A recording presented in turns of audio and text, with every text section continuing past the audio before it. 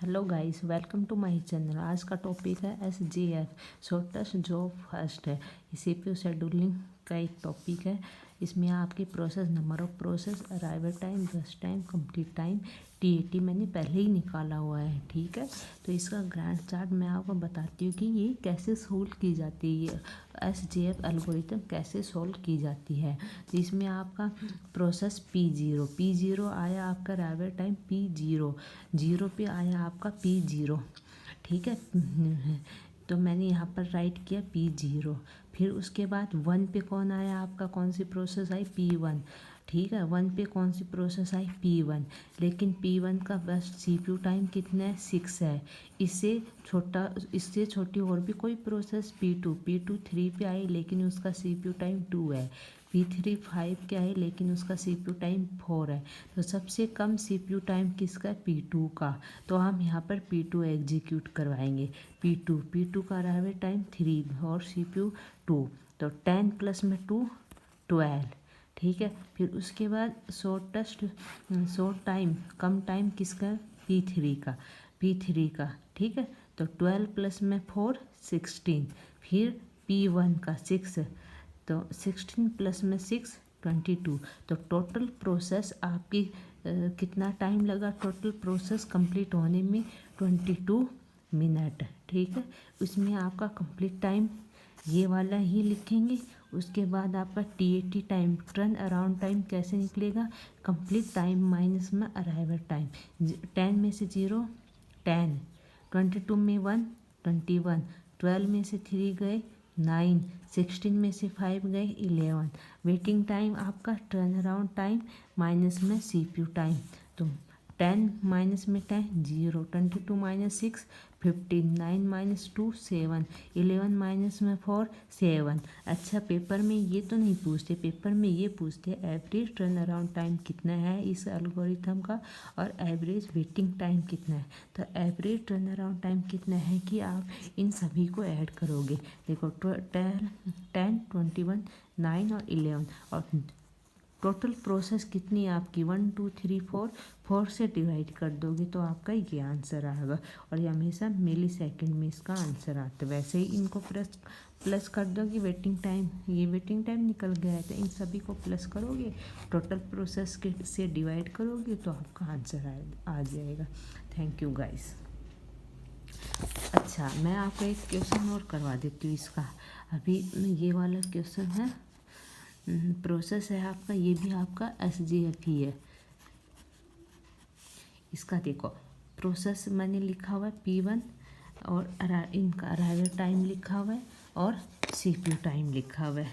ठीक है, तो इसका arrival time process, number of process देखो इसमें अलग अलग है। नंबर ऑफ प्रोसेस कितनी है इसमें, 5 है, और अराइवल टाइम की भी कितना है इसमें, 5 ही है। अब इसमें जो अराइवल टाइम है, मैंने इसमें सीक्वेंस वाइज नहीं लिखा। देखो 0 1 2, मतलब कोई प्रोसेस कब आ रही है, कोई प्रोसेस कब आई, सीक्वेंस वाइज नहीं है। देखो, ठीक है, P1 का, P2 का अराइवल टाइम कब है, P3 का अलग अलग है, और इसका CPU टाइम है। अब देखो इसको हम निकालेंगे कैसे, ये देखो, ये इम्पोर्टेंट क्वेश्चन है आपका। इसी टाइप का क्वेश्चन आपका नेट UGC नेट में आता है आपका। ठीक है, और HTET में भी पूछा जाता है, और DSSB में भी इसी टाइप के क्वेश्चन आपके बनते हैं। ओके, तो इसका आपका मैं ये आपको देखो करवाती हूँ। तो सबसे पहले देखो, स्टेप 1 क्या, एट टाइम 0 पे। ठीक है, P4 अराइवर एंड स्टार्ट एग्जीक्यूशन। तो यहाँ पर मैं क्या लिखूँगी, P4 0 पे। ठीक है, P4 at time 1 process P3 अराइवर। कौन सी प्रोसेस आई है, P3, बट P4 को अभी भी 2 यूनिट चाहिए। ठीक है, P1 आई, लेकिन P4 को भी अभी 2 यूनिट चाहिए एग्जीक्यूशन के लिए।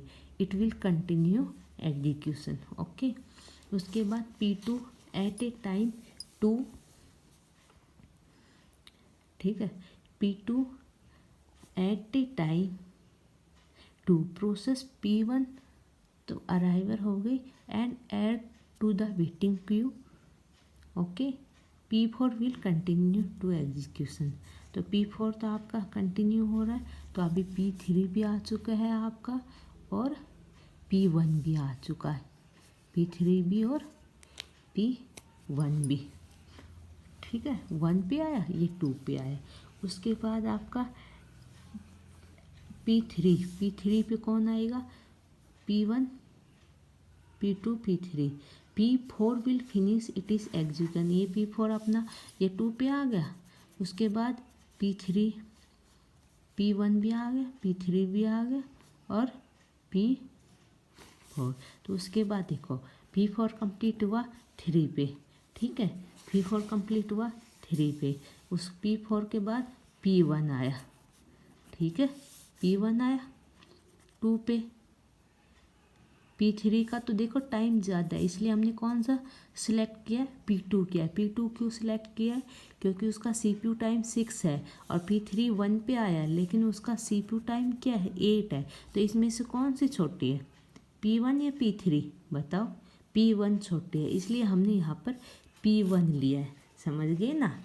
इसी टाइप के क्वेश्चन आते हैं आपके, ठीक है। At time 5 process P2 arrival and it is added to the waiting queue, okay। P1 will continue execution, P1 अपना पूरा टाइम कंप्लीट करेगा। तो P1 का टोटल टाइम कितना हो गया, P1 6 है और प्लस में P1 का 6 और प्लस में 3 9 हो गया, समझ में आ गया ना सभी को, 9 हो गया। उसके बाद देखो, उसके बाद कौन सी प्रोसेस आती है, P2, ठीक है। P2 आती, P1 के बाद P2 ही आएगी। P2 का CPU टाइम 2 है, P2 का कितना CPU टाइम है, P2 का कितना टाइम है, 2 है, ओके 2 है, तो ये कंप्लीट हो जाएगा। P2 9 प्लस में 2 11, 9 प्लस में 2 11 हो गया, ठीक है। फिर उसके बाद P5 का टाइम कितना है, P5 आएगी, P5 15 पे कंप्लीट होगी, ओके। फिर उसके बाद आपकी P3 का टोटल टाइम 15 प्लस में 8 23, ओके 15 प्लस में 8 23। उसके बाद अब आपका वेटिंग टाइम कैसे निकलेगा, अब इसका